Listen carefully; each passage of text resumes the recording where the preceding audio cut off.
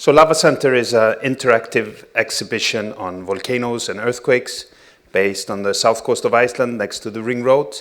So we get a lot of traffic. In a regular year, almost 2 million people pass by. And within 3 years, we managed to bring into the location almost 200,000 guests. So we managed to grow quite rapidly, and everyone was pretty pleased with the kind of how things went. Then something happened, and we suddenly changed from revenue management into cost control, and we started to, like was mentioned here before, we kind of reset everything. How are we going to start again? How are we going to build a sustainable business from the ground with even less money than before, really cost efficient? And marketing was, of course, very high on the agenda. How are we going to bring people back in, and how can we do it with the least possible costs? One of the big answer there was SEO. We figured out that we need to improve our search engine optimization and our strategy with creating content online.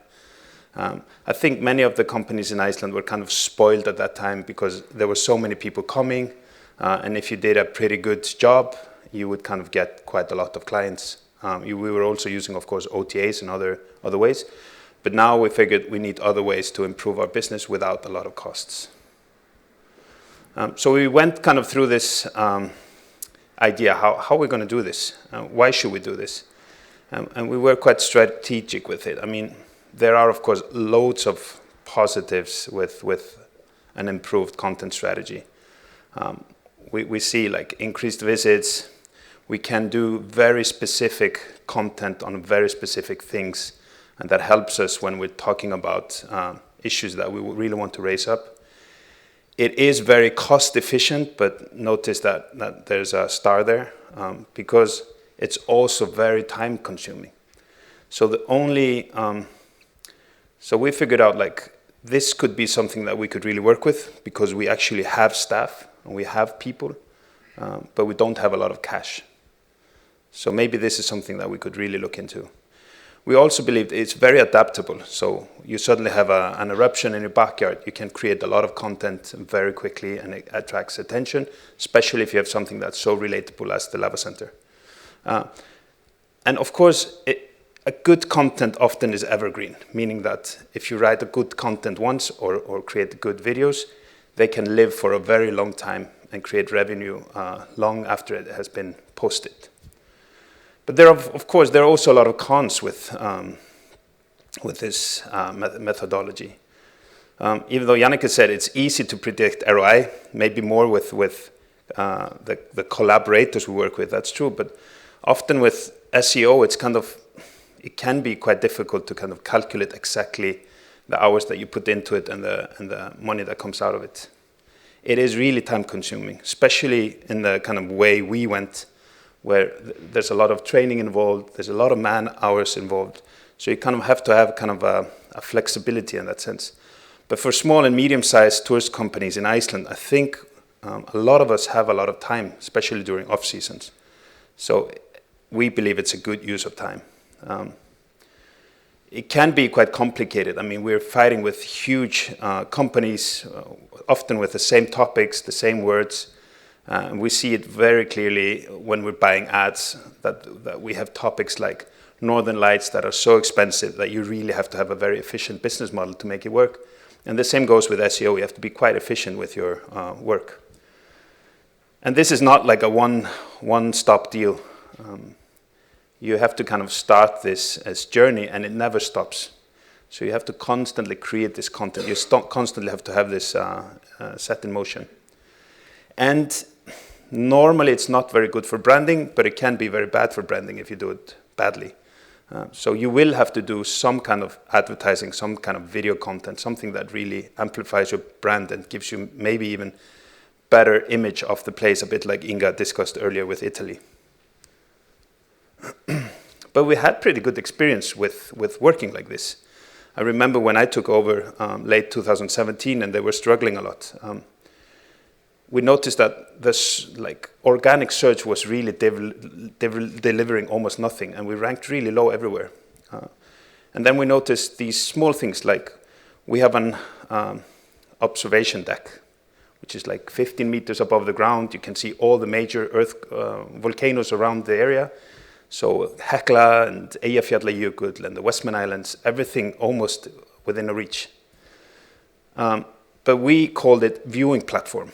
And in the text that we wrote, we talked about viewing platform. Even in the ticket, it was called viewing platform. There's nothing wrong with that. But when we looked at Google Trends, we saw that viewing platform is the red line. It's hardly ever looked up. Observation deck, like 15 times bigger. And then, of course, viewpoint, much bigger. But we couldn't use viewpoint because viewpoint, of course, is kind of a place on top of a mountain or at a beach. But we could maybe inject that into our content so we could use it in our text. And we changed the wording, we changed the names of our products. And the obvious reason, of course, is that viewing platform is mainly used in UK. And we tend to write in UK English, but like 60% of our customers were American speaking. So it's just a little example where we kind of manipulated a bit the text writing and the content writing. And we asked ourselves, like, is this something that we should really do? Like, because we hear a lot about paid ads kind of being getting more and more dominant, the Google algorithm always being stronger and stronger, and especially relevant with hotels and those that are really, they really need to work very closely with the OTAs. But on travel, like normal travel, it's not the case yet. So only through traffic, 47% of all traffic to a tourist establishment comes from organic search. It was almost like, why didn't we pay more attention to this before? In hotels, like you see the lower link, it's a bit of a different story, especially when we go into the revenue side. So their paid search has kind of surpassed organic, but that's because Google has been kind of forcing them into a revenue model. But on the other side, like we are doing with experiences or destinations, we're still like organic search is like by far the king. Not only that, we also saw just how important it was to establish a good position on the SERPs, on the search engine result pages. So we weren't maybe paying a lot of attention to this. We knew this. We've been told this a million times. But when we really look at the data, I mean, first spot on the search engine has 34% of the click-through ratio. And then, like, this is only first page. The second page, it just goes down and down and down and down, except if it's a brand name and it's ranked badly and you're really looking for it. So it told us, like, being in the top 5 or something is just so important. It's so much more likely to deliver results. And we thought, like, we really, if there's a time to kind of reorganize, refocus, this is the time. So if we look at the SERP results of one of the most searched phrases in Iceland. So we have like 2 or 3 like super difficult topics. One is Northern Lights, one is whale watching, and the third one is ice tours or ice cave tours. Like really competitive, super expensive to buy. So if you Google that and you look just at the top 5 organic searches. So what do you see? Arctic Adventure has top 3. Guide to Iceland has number 4. And that's normally always the case. Almost every single search phrase you go into, Arctic and Guide to Iceland are taking the first 2 or 3 spots. Right after normally Reykjavik Excursions or some of Nordic Visitors or some of these big companies that have big content teams and have been doing this very professionally for the last few years. It's very interesting to look at these sites, like the top ranking site of Arctic Adventure. It's a pretty normal site. Of course, they have a lot of internal link and outbound links. But the core kind of content on the site is almost hidden. It's pushed way to the bottom. It's more than 2,000 words of content on ice caves. How to take photos there, how to dress in them, like where can we find them, what time is best, like very simple text, even too simple for us. But it still delivers this result. So maybe you get a bit kind of frustrated, like there are all these big companies with this big money, big departments that are kind of crushing the field. There's no way I can get to top 5 or first page.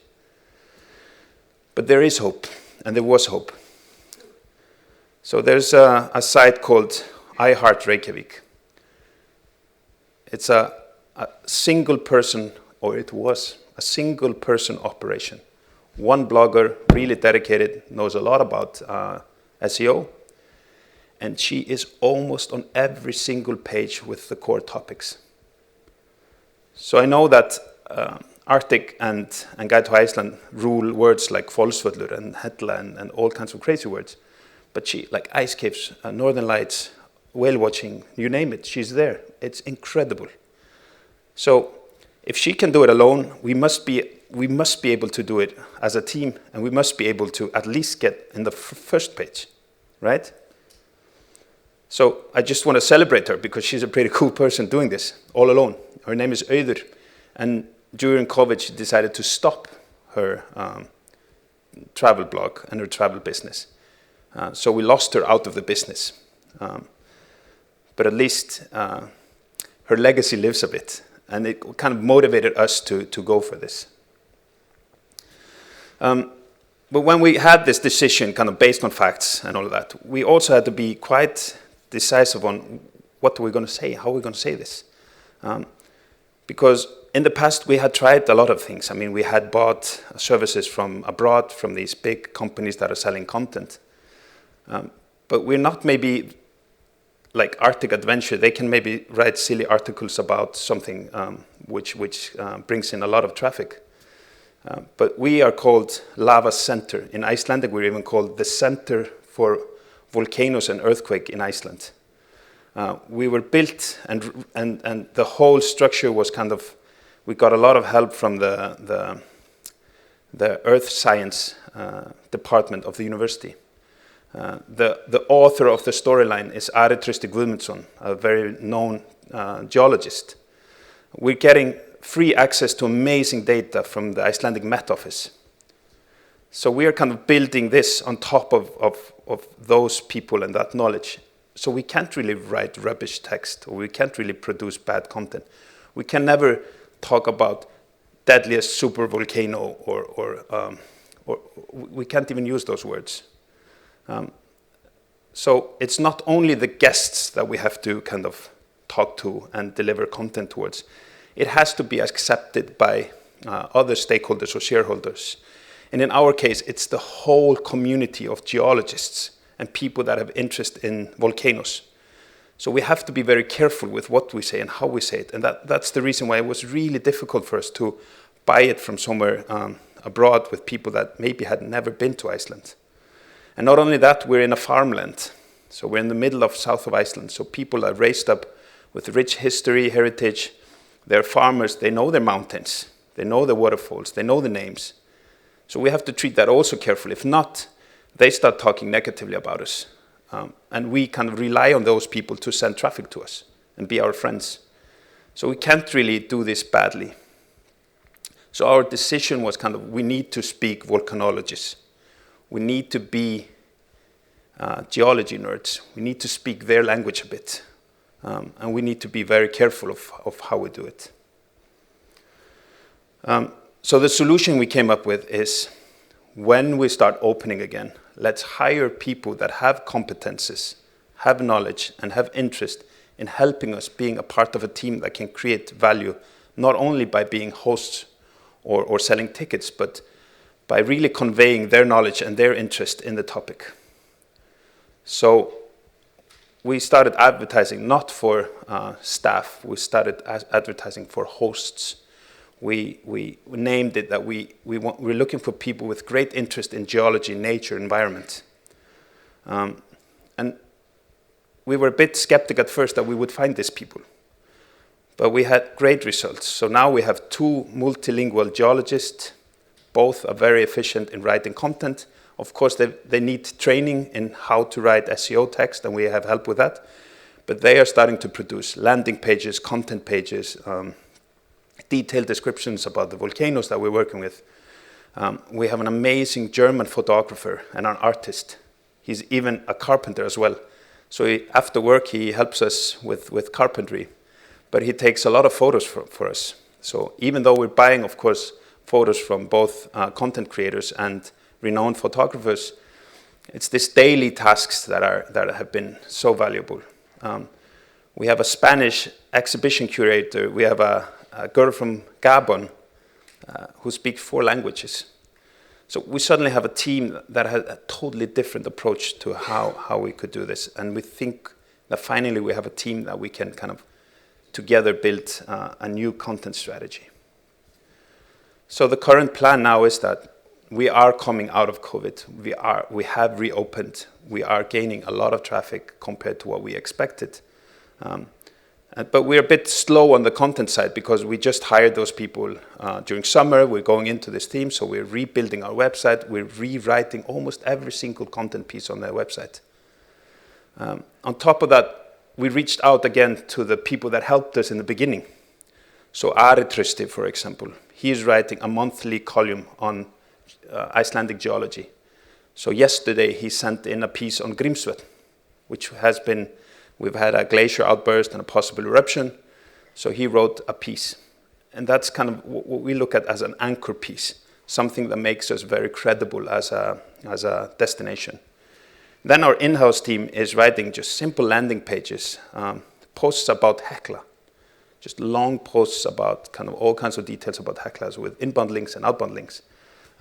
We have FAQs that we never had. We even now are building a column that's called Ask a Geologist, so people can ask, because we get a lot of students. They can ask us a question and we will answer online and we'll use it for SEO content. And we're all part of this, so everyone writes some kind of a text. But that being said, it's super important in this structure that we have also had external partners. There's no way 2 geologists and a photographer and us that we could suddenly pop up with amazing content strategy. So we've hired external partners that help us to regulate our work. They help us with the SEO work. They do the keyword planning and all of that. And they are kind of part of the training of our in-house staff. So what I mean with external content teams, first of all, it's just an agency, which we use the most. We use an agency called Vert. They do the keyword analysis. They do a lot of non-geology posts because they have real local journalists working there. So they write content that's not really on geology. So things to do when it rains in the south or 5 waterfalls close to lava center, things like that. And they're also CMS specialists, so they inject the articles themselves into our CMS platform, and they can also review our articles by going through the SEO and change maybe keywords or phrasing or something. And then on top of that, we are really learning to work with influencers, so that's why it's so interesting to hear Olivia talk from the Faroes. We've been kind of reaching out slowly because we get a lot of requests, but we've been trying to find those that are willing kind of to partner with us, that have this interest, that have this knowledge. So people that are in the mountains, that are close to volcanoes, that are doing these things. But we're also trying to use the platform of content creators to maybe find people that we normally don't meet, that we normally don't work with. So people from other countries, speak other languages. So we've been kind of reaching out, for example, a lot to female content creators. Because a lot of the content creators in Iceland, even though they're great, most of them are men. So we want to kind of use this to try to tell maybe not the usual story, but a bit of a different story. So this is our journey now. Please wish us luck. And I'll see you post-COVID again. Thank you.